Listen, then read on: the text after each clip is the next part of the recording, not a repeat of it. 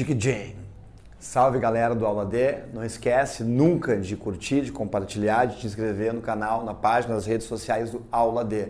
Eu sou o professor Marcito, como muitos já conhecem, sou professor de História e a nossa missão aqui, minha, tua, de todo mundo, para o Enem, para o Vestiba, é a História do Brasil. E seguindo a nossa lógica de sempre, Módulo 2, História do Brasil, 2.1, a gente está dentro do Brasil Colônia, a primeira parte da divisão da História do Brasil, e hoje, 2.1.4, o famoso ciclo do açúcar. Tá? Em primeiro lugar aqui, olha só como começa a matéria, ciclo do açúcar entre aspas. Como assim, Marcito? Ciclo do açúcar entre aspas. Quando a gente usa aspas é porque a gente está afirmando meia boca, né? Não é muito assim, o fulano é um cara legal. Tu bota aspas é porque tu tá afirmando, mas tu tá deixando algo não dito ali, mas que as pessoas percebem. Então por que ciclo entre aspas? Porque, galera, muitos historiadores dentro da história do Brasil não gostam de falar essa palavra ciclo do açúcar. Porque a ideia de ciclo dá, né, a sensação de que uma coisa começa e depois ela termina. Quando, na verdade, o açúcar nunca deixou de ser produzido dentro do Brasil.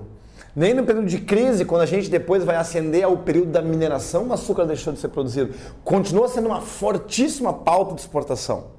Porém, por que usamos a palavra ciclo então? Em primeiro lugar, ela é uma terminologia, uma expressão que ainda aparece no exame de vestibular, numa prova de Enem. Ciclo então, vamos usar. E outra coisa, houve um momento na história do Brasil, principalmente do século XVI e século XVII, onde a menina dos olhos foi quase que integralmente o açúcar para Portugal dentro do Brasil. Então a gente usa essa expressão usando uma aspa aí, tá? Muito bem.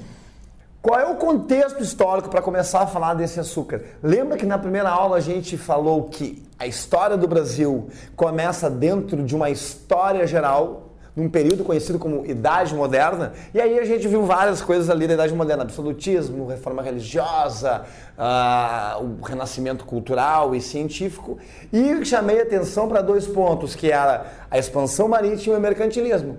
E o mercantilismo tinha deixado para depois. Depois está aí o magrão, ó, mercantilismo, prazer, alunos, mercantilismo. O que é o mercantilismo então?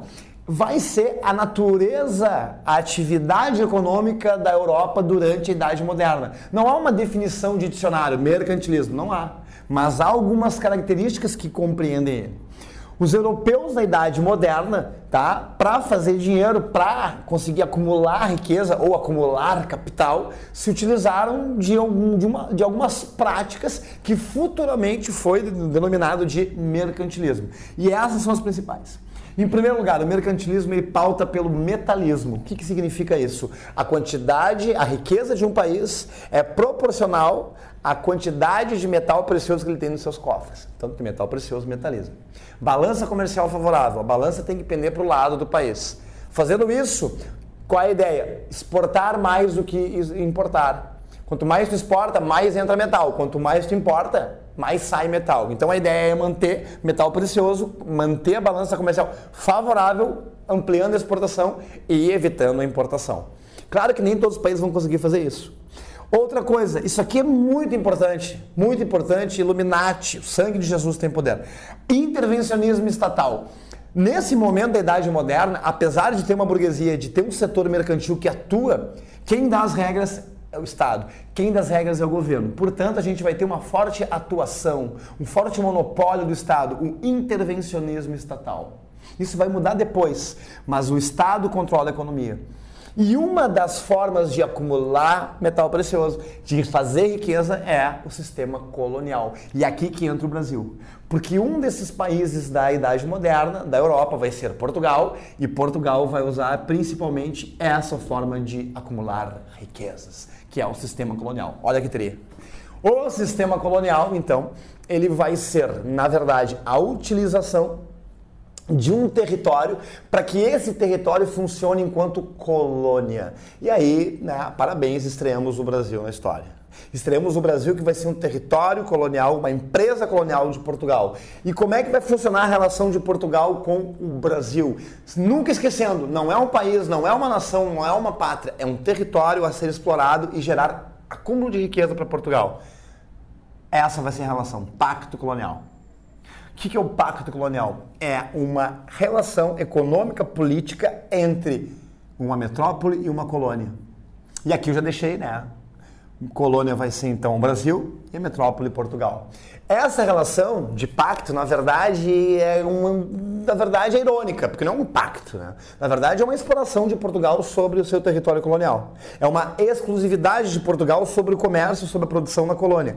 Tanto é que um dos outros nomes do pacto colonial é o exclusivo metropolitano. O Brasil, enquanto colônia, no pacto colonial, presta atenção que isso aqui é muito importante, ele só pode vender e comprar de Portugal. Ele tem essa fidelidade com Portugal. E não pode ser produzido nada dentro do Brasil que compita, que vá fazer competição com Portugal. Deve ser uma economia complementar. Esse é o coração, esse é o funcionamento dessa relação chamada pacto colonial que o Brasil vai estabelecer com Portugal, pelo menos até o começo do século XIX. Certo? A existência do Brasil enquanto colônia, do ponto de vista econômico, é regida pelo pacto colonial. O Brasil ele tem dependência, ele tem fidelidade econômica a Portugal. Pá! E aí esse açúcar aqui entra aqui. O Brasil não tem metal precioso, a gente sabe, então o açúcar vai ser a produção que vai conseguir gerar essa riqueza para Portugal. Através do quê? Através de algumas estruturas. Em primeiro lugar, o açúcar será produzido no engenho.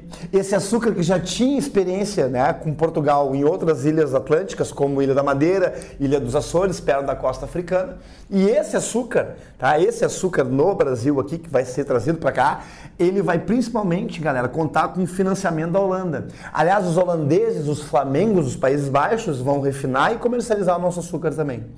E o mais importante aqui, a produção de açúcar no Brasil, né, no pacto colonial, ela vai funcionar dentro do chamado sistema plantation. Ah, o Marcito quer se aparecer para as visitas, está escrevendo em inglês, é plantação, não tem nada a ver.